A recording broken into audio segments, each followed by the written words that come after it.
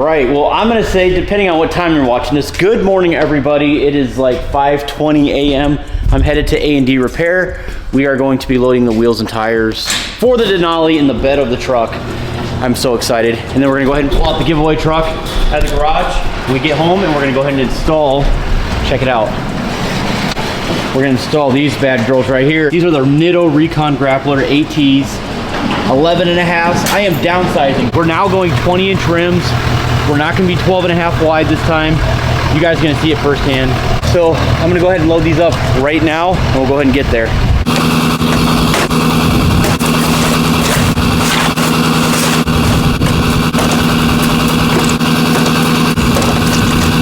All right, so we have the wheels and tires here. We're gonna go ahead and unbox them. Actually, we kind of already opened them off camera. I haven't looked at them completely. A little bit smaller. These aren't 22s. A little more modest. That'd be nice.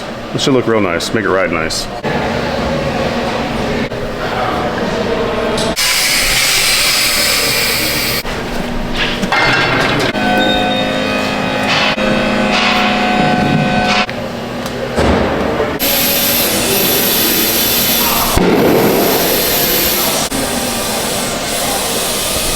You know, surprisingly, these do cover the. They're not as dramatic as I thought they would be. They're actually giving the tire a little bit more protection than I thought. Or the rim, should I say. That's good. All right, Roy, where are we at? What do you guys do? We are A&D Repair and Collision in Hazlet, Michigan. We are your one-stop shop for everything automobile related. Awesome, awesome. Yeah, appreciate it, Rush. Definitely check them out, guys. Another hardworking American company that I always love to give shout outs to. So if you're in the Hazlet, Greater Lansing, Flint area, sort of mid-Michigan area, check them out, guys. It would be awesome, and let them know I sent you. But we're plugging away, guys. We're gonna be done here really soon, and we're gonna go ahead and get these rims and tires on the Denali. Okay, one more thing I wanted to let you guys know before I forget. We're gonna be promoting this heavily later, but June 28th, 2025, we are doing a car show, truck show, bike show. Anything motorized, custom motorcycles, trucks, vans, bring it. I will have a booth. I'm giving you guys plenty of notice because right now it's March, depending on when I post this video. But it is March, so you guys have plenty of notice. So make it up here to Michigan if you guys could do that. That would be super awesome. Josh, do you want to raise some money for charity? Yeah, we could do something like that. You want to do something for charity? Cool. We're going to have a big charity that we're going to choose to raise some money for this year as well. Yeah, I love that. I love doing that. That's fun. Cool. We'll do something like that.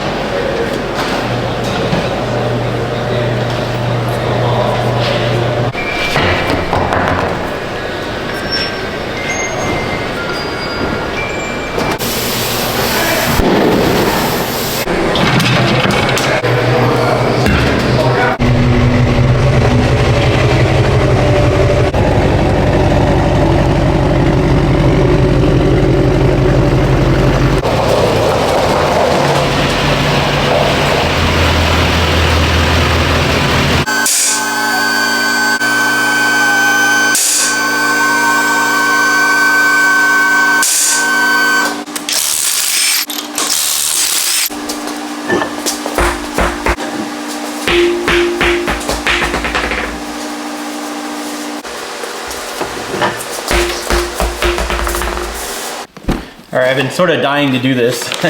So I'm gonna go ahead and unbox this really quick, install it on the truck, and then after that, we'll go ahead and put the tires on. So I'm installing a full airbag suspension in the rear. So when I'm pulling trailers, I'm not sagging all the time. It's gonna have a onboard unit it's gonna come with, as well as, look at that, it's pretty slick. I can change the ride height from outside the vehicle, so I think that's kind of neat. So that's what I'm gonna be doing, guys. I'm gonna install this really quick.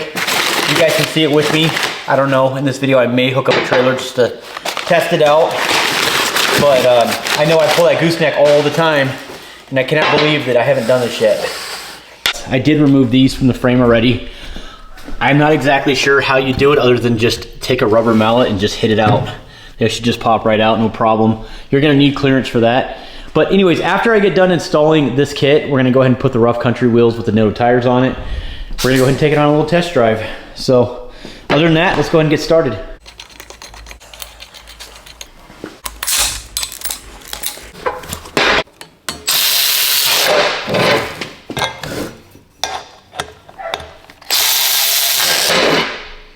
All right, so I'm on the driver's side. I'm gonna go ahead and take the upper bracket for the airbag.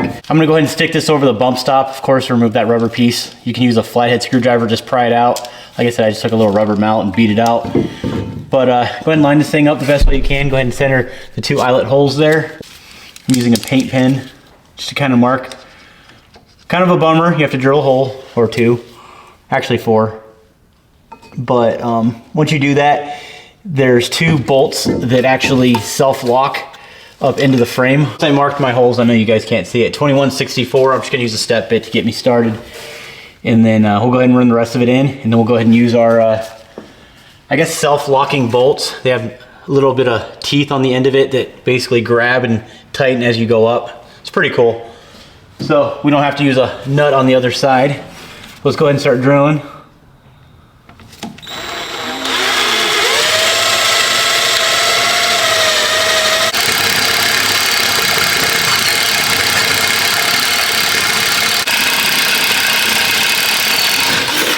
Before you install the lower mounting bracket, just go ahead and move the brake line bracket out of the way.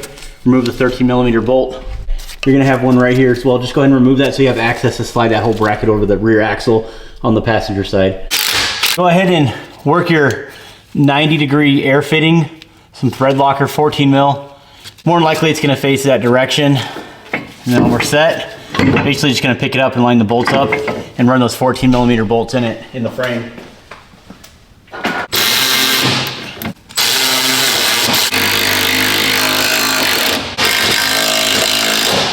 All right, yeah, she's nice and solid.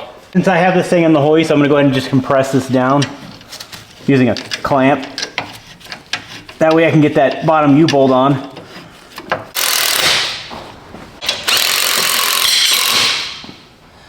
The clamp did its job.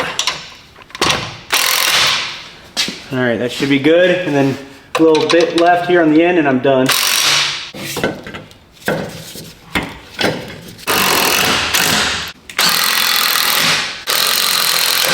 So I'm just plumbing the air lines right now. Super easy, you just push in until you hear a click.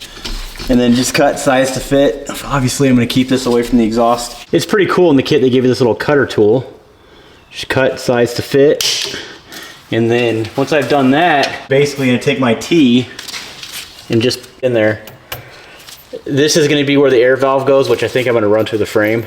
Some people go through the bumper, the rear bumper, but I just don't want to drill any holes, and then that's going to go straight to the pump. So I would like to apologize. This was not turning into some sort of install video, but sometimes I get a little in depth, but this one I really didn't. I kind of just breezed on through. I'm actually almost pretty much done, about 90%. The thing I have to do is just run the wiring up to the battery and then up to the fuse box. Let me show you guys what I have here. Tried to tidy up everything the best way that I can. Guys, understand this is a daily driver. I live north of the Rust Belt, and yeah, we do definitely have some rust underneath here, but it's not too bad. You know what, that works. That's going nowhere. And then it's running over the fuel tank to the air compressor. I didn't want to run the air compressor anywhere over here either. I'm contradicting myself by saying keeping it out of the elements, but there she is right there. Rough country air compressor mounted to the frame. I like the location. It's a little bit easier to get to. Not only that, I can hear it working, which is kind of cool. So we have one on each side, manual air valve, left and right. Kind of neat. It's just in case my electronics go down and I have to air that up manually. But if you guys are gonna install this at home, I'm telling you right now, this is not rocket science. This kit is sweet. Everything is plug and play. It's just the little things in life. I've never had anything cool like this. This will be fun just to play with. But there's our wiring. I'm gonna run it right through the inner fender and again to the battery, and we should be good to go. I need to remove the depth tank because I need to service it. So that's gotta come out.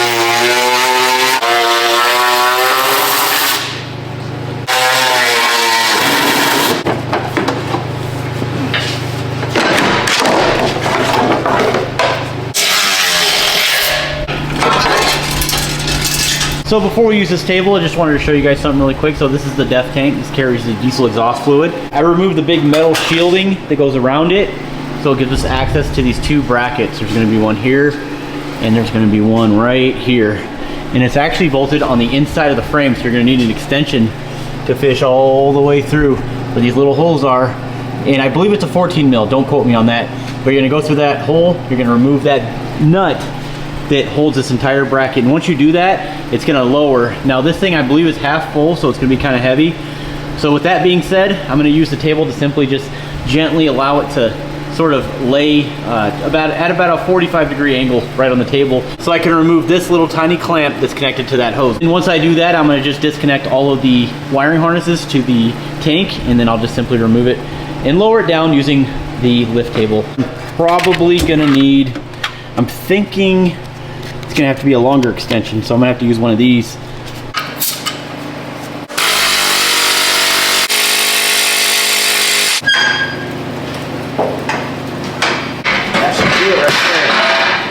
Yeah. Oh, I missed one.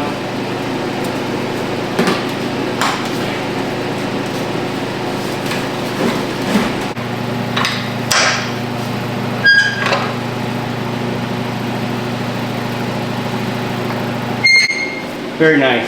Let me show you guys what's going on behind that. This is what about 4 winters will do. Look at that. I mean, that's not good. I'm gonna go ahead and clean all this up. But more importantly, this is what I'm talking about right here. I'm gonna go ahead and bring this all the way down to bare metal. I'm gonna epoxy primer that. I'm gonna clean her up. Because the last thing we need is a frame to crack on us when we're pulling a trailer. That's really bad. I'm super glad I'm able to get this knocked out and do it safely. So should have filmed this part, got a little carried away with my wire wheel. So this is what the finished product looks like after I removed the def tank. I used a wire wheel, scaled this all the way down to nothing, all the way down to bare metal. And then I chip guarded it. Of course, I used a little bit of epoxy primer underneath it just to protect it a little bit. But man, that looks good. It looks really good. These tires have about 50,000 miles on them, and I gotta say, these tires have worn really, really nicely, very even. I can run these no problems whatsoever. This is what brand new Recon grapplers look like. 100% tread, I would say 50% tread. And wow, 50,000 miles, that's pretty impressive. But as of right now, more tire, less rim. See where I'm getting at? It's gonna be more comfortable. It's gonna sit in the body lines. I don't have to worry about rubbing anymore. I'm gonna have full range of motion. I'm actually really excited to see what black looks like on a black truck. This is my first time ever running black rims on my Denali. So either way, let's go ahead and get these shoes on, stop talking, and let's see what they look like.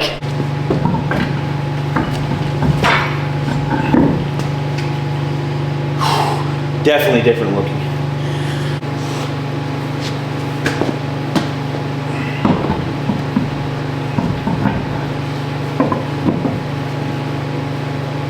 We're gonna stick with a brand new set of spiky boys. Oh yeah. This is my signature. We gotta put them on. Going from chrome to black is kind of a big deal, especially living in a salty state in the wintertime, because when you're driving these trucks with these chrome rims on them in the wintertime, they're gonna pit. I don't care how much you try to keep up with them, they're gonna pit. You can get car washes every day, but the bottom line is these rims are not gonna last. They might last you one winter, that's about it. I have a set of black rims on my red LBZ Duramax, the Anthems. I've driven that truck in the winter basically every year of its life, and they have never pitted. So I'd say it's a perfect move, just sticking with black rims on my daily driver. Definitely fitting for the video, but I sell these on the website. They're 40 caliber fired shells that are retrofitted to fit on valve stems. I think I have like 20 sets left, and if you buy them, you will obviously get entered in to win the truck giveaway. That'd be kind of sweet. When people look at your build, sometimes they're not just looking at your paint job. They're looking at all the little things. It's the attention to detail, I guess.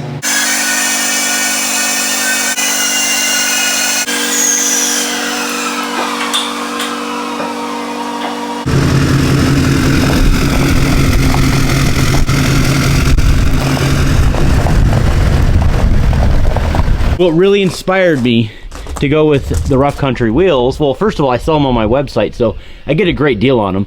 But not only that, they're on the giveaway truck, and they look amazing, and they already have the Nitto Trail grapplers on there. Of course, if I'm driving it every day, I don't want the tread to be that aggressive.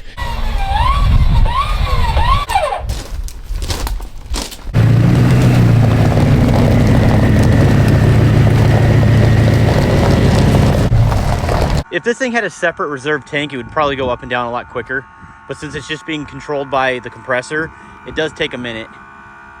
But it's really not that bad. I love it. I'm so happy I did this. This is such a good idea. Oh yes. So the way this works, if I was to exit out of this mode, just exit out of here, just so you guys can see what's up. If I hit 2, it's gonna air it up to 30 PSI. That's the idea. So let's just hit 1, and right now it's just gonna air down the bags in the rear. Nice and slow. And that's it, guys. It's that simple. Let me know in the comments what you guys ride on. I know it depends on the trailer. I'm not too familiar with airbags, pulling trailers. Usually don't really run those. Distribution hitches are kind of my thing. I know a lot of guys say that black on black is kind of played out, but right now I'm loving this look, and I'm gonna enjoy it until these tires get old, like the last ones. I may go after some different wheels, but for the most part, I'm pretty happy with it. Now, I know this isn't everyone's style, but as long as I'm happy, that's what matters. Also, if you guys have a truck that's not lifted, let me know in the comments what your wheel and tire setup is. But I guess that about wraps things up. Got a lot done with the truck today. A lot of much needed stuff. Airbags in the rear, new rims, new tires. And also, if you guys are interested in picking up a set of rims, I do sell these exact rims on my website. I sell the airbag kit on the website. I mean, literally everything that I install on here, except for the tires. I'm not a dealer for Nitto yet, but I like to use the products that I sell. I don't like to just put stuff on there and not use it. Majority of the stuff that I put on here I actually use on a day-to-day basis. But hey, that is it for today's video, guys. Thank you so much for watching. We will see you on the next video. Stay tuned. Check it out, 2006 Chevy Silverado Crew Cab LBZ Duramax. This is gonna be diesel truck giveaway number 5.